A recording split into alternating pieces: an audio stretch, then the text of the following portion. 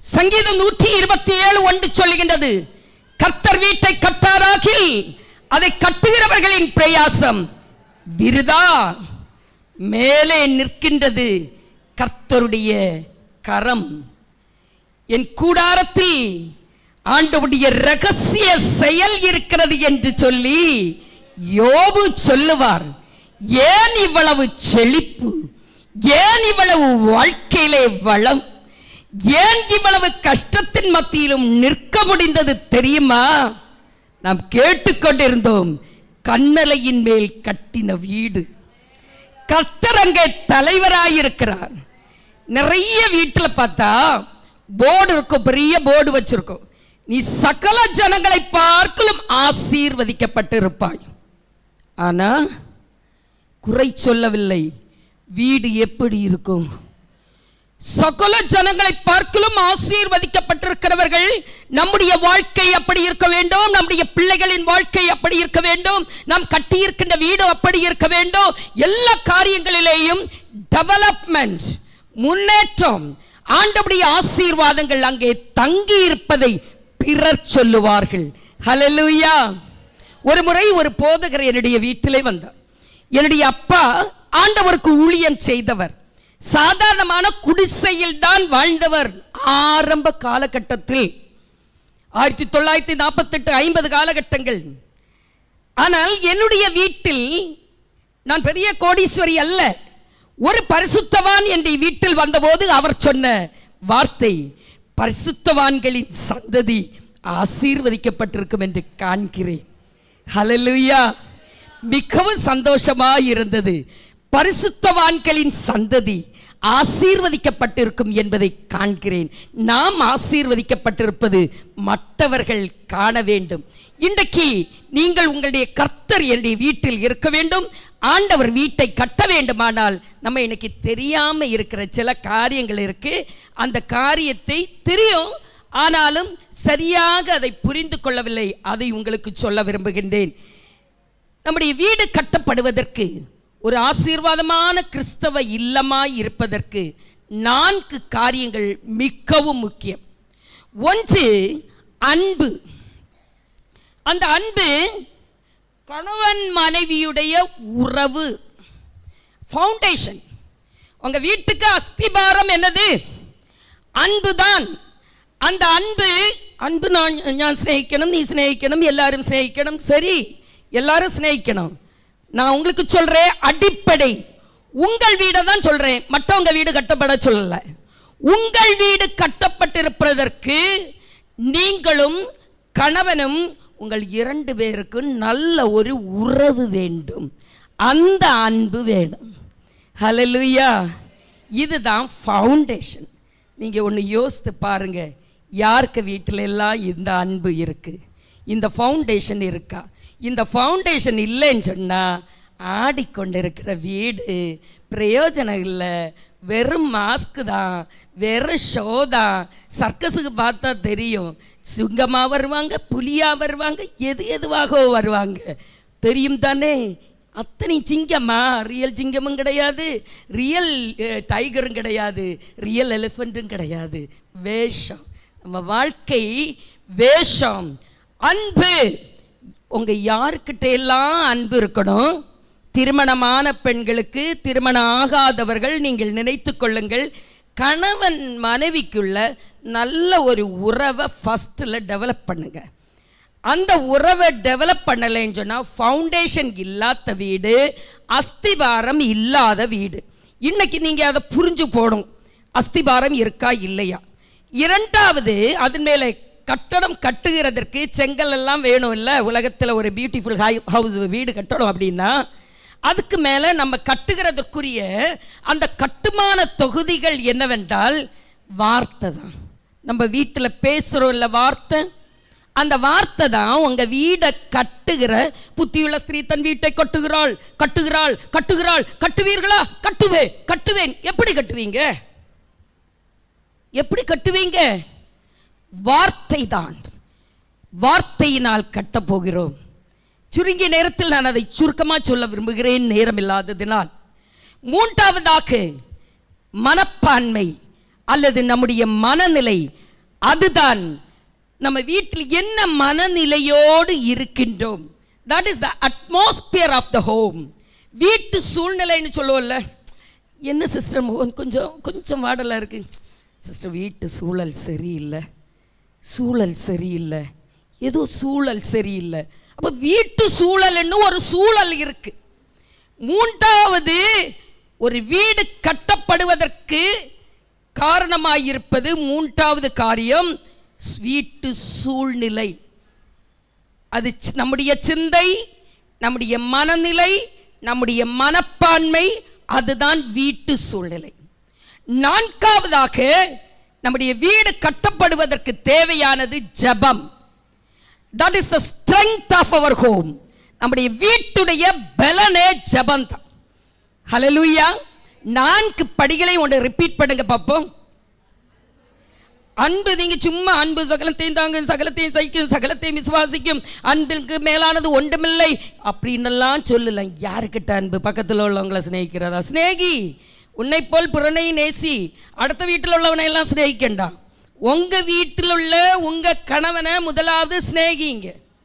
தம்பி அண்ணாவை பார்த்தா, அண்ணா எப்படி நல்லா இருக்கீங்களா, என்ன பாசம் பொங்கி பேசுறோமே. நீங்க அடுத்து என்கிட்ட கேள்வி கேட்கல, நான் ஆன்சர் உங்களுக்கு சொல்றேன்.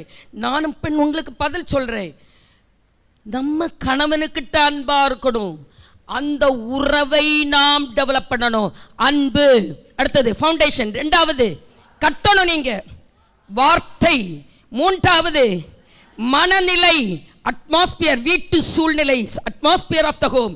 நான்காவது, உங்க வீடு பலமா இருக்கா, நல்ல ஸ்ட்ராங்கா இருக்கா, காற்றடிக்கும் வெயில் அடிக்கும் ஒன்ன சேதப்படுத்தாது, என்ன தண்ணீர் இருக்கா இல்லையா, பஞ்சமா பட்டினியா பசியா தாகமா மரணமா ஜீவனா சாவா உயர்வா தாழ்வா, வெரி ஸ்ட்ராங். எப்படி? ரொம்ப ஸ்ட்ராங்கான குடும்பமா? ஜெபம் இருந்தால் we are very strong. அதுதான் வீட்டுடைய பலன். ஹல்லேலூயா. அன்பை குறித்து சொல்லுகிறேன். இன்னைக்கு அன்புல தான் நிற்குமோன்னு டவுட்டா இருக்கு. அன்பு, 2 காரியத்தை சொல்கிறேன்.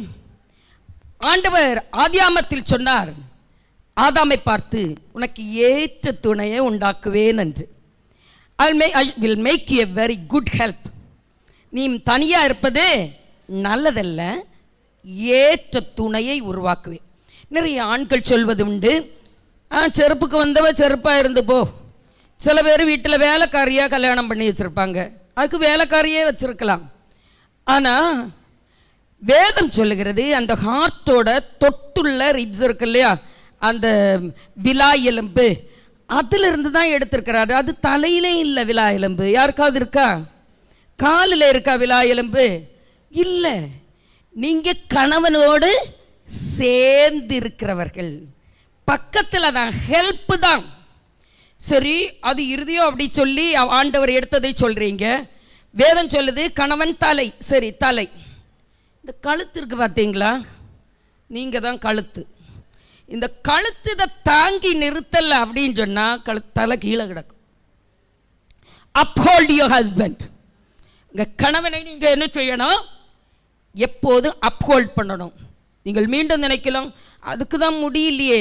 நான் மீண்டும் உங்களுக்கு ஆன்சர் சொல்றேன். அன்பு சகோதரிகளே, நம்ம எல்லாருக்கும் தாங்கிறதுக்கு ஆசை தான், நல்ல குடும்ப வாழ்க்கை வாழ்றதுக்கு ஆசை தான். நமக்கு இருக்கிற நேச்சுரல் இன்ஸ்டிங்க்ட் என்ன தெரியுமா? ஸ்நேகம், நேசம். ஒன்று நம்மக்கிட்ட இயற்கையாக உள்ளது. வேதத்தில் எங்கே பார்த்தாலும் தாய் தன் பிள்ளையை தேற்றுவது போல நான் உன்னை தேற்றுவேன், தகப்பன் தேற்றுவது போலன்னு இல்லை, தகப்பன் தோளில் சுமப்பது போல நான் உன்னை சுமப்பேன். அப்படியானா ஒரு தாயிட்ட ஒரு பெண்ணிட்ட இருக்கக்கூடியது அன்பு என்பது இன்பான், உனக்கு இயற்கையாகவே இருக்கு. வேதத்தில் நீங்கள் படித்து பாருங்க, கொலோசியர் 3:18 பார்த்தா, மனைவிகளே உங்கள் புருஷருக்கு கீழ்ப்படிந்திருங்கள், அன்பா இருங்கள்னு சொல்லலை. நான் அதனால அன்பா இருக்கண்டான்னு சொன்னேன்னு சொல்லாதீங்க, நான் சொல்ல வரேன். கீழ்ப்படிந்து இருங்கள். புருஷர்களுக்கு ஆண்டவர் சொல்றார், புருஷர்களே உங்கள் மனைவிகளில் அன்பாயிருங்கள். கிறிஸ்து, அதுவும் இல்லை, அவங்களுக்கு இன்னும் ஒரு கண்டிஷன் வச்சிருக்கு. கிறிஸ்து சபையில் அன்பாயிருந்தது போல அன்பாயிருங்கள். கிறிஸ்து சபையில் அன்பா இருந்தது, சபை நல்லா இருந்தாதான் அல்லது மக்கள் நல்லா இருந்தாதான் ஆண்டவர் சிலுவையில தொங்கினாரா? சிலுவையில ஜீவனை விட்டாரா? கிறிஸ்துவுடைய அன்பு என்பது தியாகமான அன்பு, ஒரு நல்ல செயலை பார்த்து அன்பு கூறுகிற அன்பு அல்ல. ஒரு கணவனிடத்தில் அப்படிப்பட்ட ஒரு இதைத்தான் ஆண்டவர் வைத்திருக்கிறார். நீ மனைவி, நான் அதை பேசினா என்கிட்ட சண்டைக்கு வருவாங்க, புரிஞ்சுக்கிடுங்க.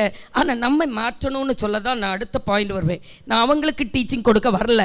நியாயத்தில் புருஷன் நம்மிடம் அன்பு கூற வேண்டும், அவங்களுடைய கடமை. ஒரு பெண் என்பவள் நேசத்துக்கு ஏங்குகிறாள் ஏங்குகிறாள் ஏங்குகிறாள். அவளுக்கு நேசம் கிடைச்சுன்னு சொன்னா எல்லாம் சக்சஸ். ஹல்லேலூயா. வீட்டில் எரிஞ்சு விடுறாங்க, சண்டை போடுறாங்க, கோவப்படுறாங்க, ஏதோ ஒரு மூலையில் அன்புக்காக ஏங்குகிறீர்கள். ஏதோ ஒரு அன்பு உங்களுக்கு குறைபட்டிருக்கு. ஏதோ ஆண்டவருக்குள்ள இருக்கும்போது நான் சொல்லுவேன், சரி என் லைஃப்ல 3 ஸ்ட்ராட்டஜி ஃபாலோ பண்ணுவேன். என்னை மித்த ஆண்டவருடைய நாமம் தூஷிக்கப்படக்கூடாது, நான் எல்லாம் அட்ஜஸ்ட் பண்ணி போகணும். 2, 3வது யாருக்கும் என்னுடைய வாழ்க்கையை வெளியே தரக்கூடாது, நான் மகிழ்ச்சியாக போகணும், ஆண்டவருடைய ராஜ்யத்துக்கு நான் போகணும், அதனால் ஒரு நல்ல வாழ்க்கை நான் வாழணும் அப்படின்னு ஒரு ஸ்ட்ராட்டஜி நான் வச்சுருந்தேன். இந்த ஸ்ட்ராட்டஜினால் நான் அது உங்களுக்கு உபதேசமாகவே நான் சொல்ல முடியாது. நேசம் உங்களுக்கு வேணும். அந்த நேசம் இருந்தால்தான் நாம் அன்பு கூற முடியும் என்கிற நிலையிலே கணவனுக்கு கொடுக்கக்கூடிய உபதேசம் அன்பு, அதோடு கூட ஒருவருக்கொருவர் கீழ்ப்படிந்திருக்க வேண்டும் என்று 21ஆம் வசனத்திலே சொல்லப்பட்டிருக்கிறது.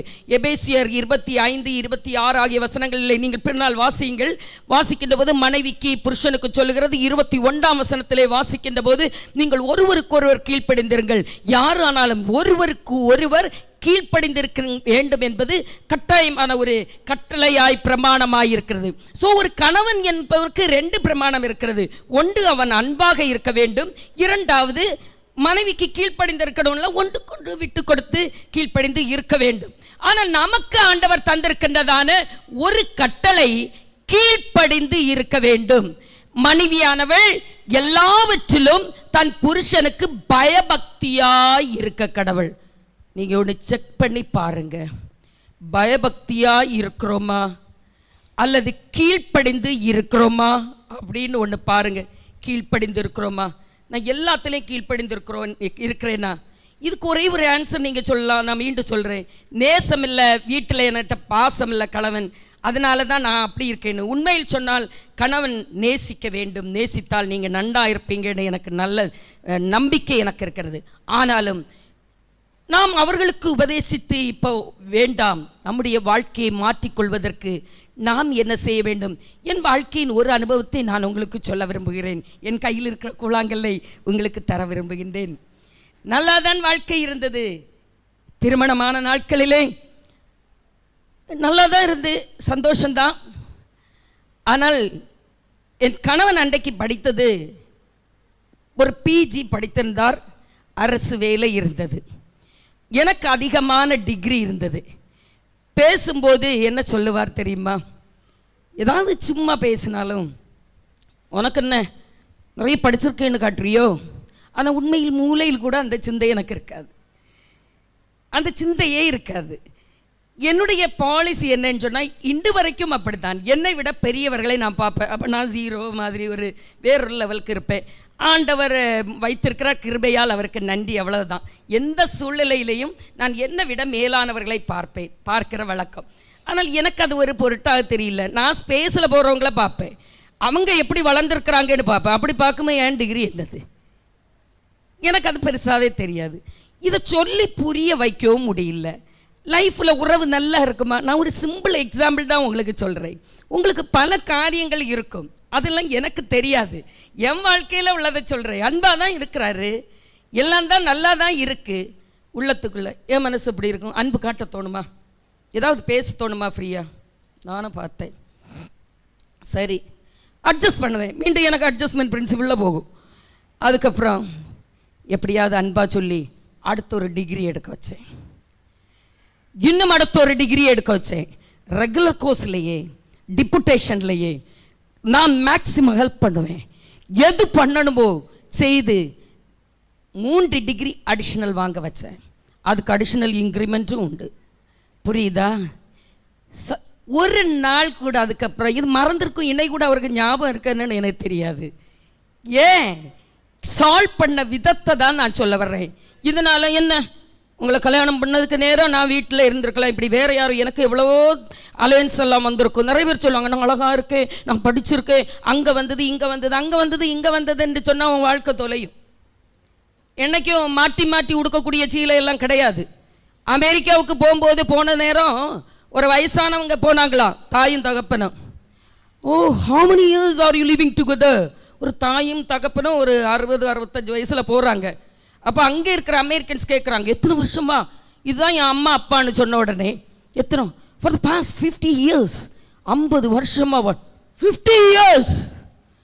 ஆச்சரியமாக இருக்கு அவங்களுக்கு. 50 வருடமாக வாழ்றீங்க. அவங்க கொஞ்சம் கொஞ்சம் மாட்டி மாட்டி உடுத்துறவங்க. நம்ம ஸ்டைல் எல்லாம் அப்படி கிடையாது. வாழ்க்கைப்பட்டால் வாழ்க்கை தான். கஷ்டமோ நஷ்டமோ பாடோ அனுபவிக்கிறோம் சகோதரி, சரிதான். நான் சொல்ல வருகிறது, you can get up from that. நீங்க அதில் இருந்து மேலே வரணும்னு தான் நான் பேசிக்கொண்டு நிற்கிறேன். அப்படி அட்ஜஸ்ட் பண்ணி தான் வாழ்றது வாழ்க்கை. அந்த புழுங்கி புழுங்கி வாழுவோம்ல, அந்த புழுங்கி புழுங்கி வாழ்கிற வாழ்க்கையை நான் சொல்ல வரல. இப்போ என் கணவனுக்கு உண்மையில் சொன்னால் அதுக்கு அவர் ஞாபகம் கூட இருக்காது. அப்படி ஒரு பேச்சுக்கே இடமில்லை. சால்வ் பண்ணியாச்சு, மிகவும் சந்தோஷம். ஹல்லேலூயா, ஹல்லேலூயா. ஒரு நாள் கூட அதுக்கப்புறம் அப்படி பேசுனது கேட்டதே கிடையாது. அன்பு சகோதரிகளே, உங்கள் பிரச்சனை எப்படி சால்வ் பண்ணணும்னு பாருங்க. அது எது, அவர் என்ன விரும்புகிறார் அப்படின்னு சொல்லி நினைங்க. அவங்க மனசுல என்ன இருக்கு என்பதை நினைங்க. நினைச்சு நம்ம சால்வ் பண்றதுக்கு ஒரு வழியை நம்ம கண்டுபிடிக்கலாம்.